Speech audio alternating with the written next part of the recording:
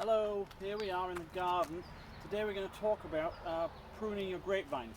So the grape is a really easy thing to grow, but it gets very bushy very quickly.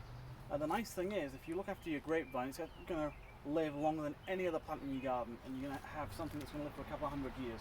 So what we've got on here, hopefully you can see there, we've got some grapes growing rather nicely, and we've got lots of these bunches.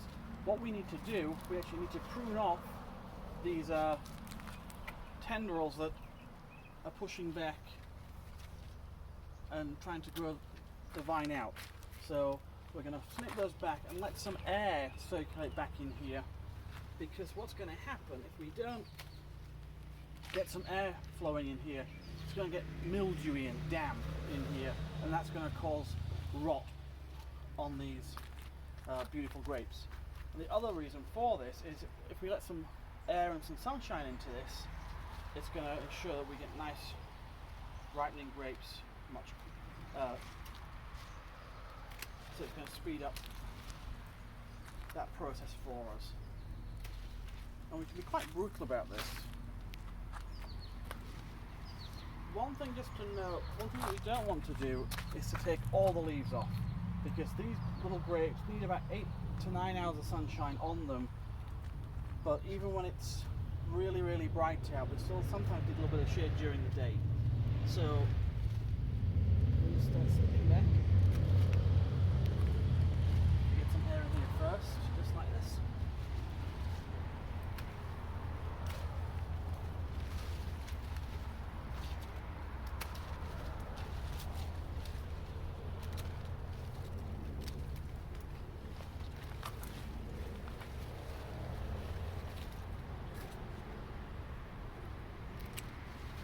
And you can see here, this is a good example of what happens. This one was right on the bottom, so it started to rot a little bit and get a little bit nasty down there. So what we're doing by freeing up the airflow to stop this type of thing happening throughout our grapevines. So we've got on here about 30 bunches of grapes.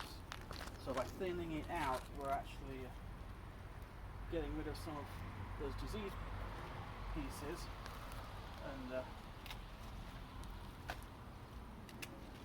we'll have a nice vine.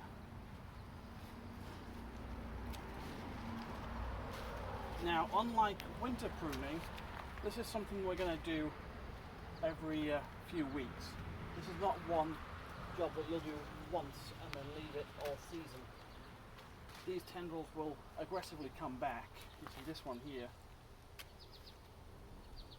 And our job is just to keep snipping and encouraging the grapevine to keep growing the way we want it, not the way it wants to grow.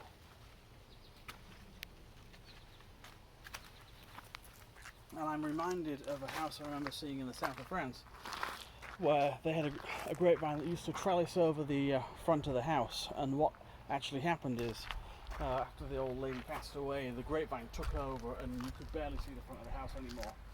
We don't want that to happen in our garden, because it really will just take over.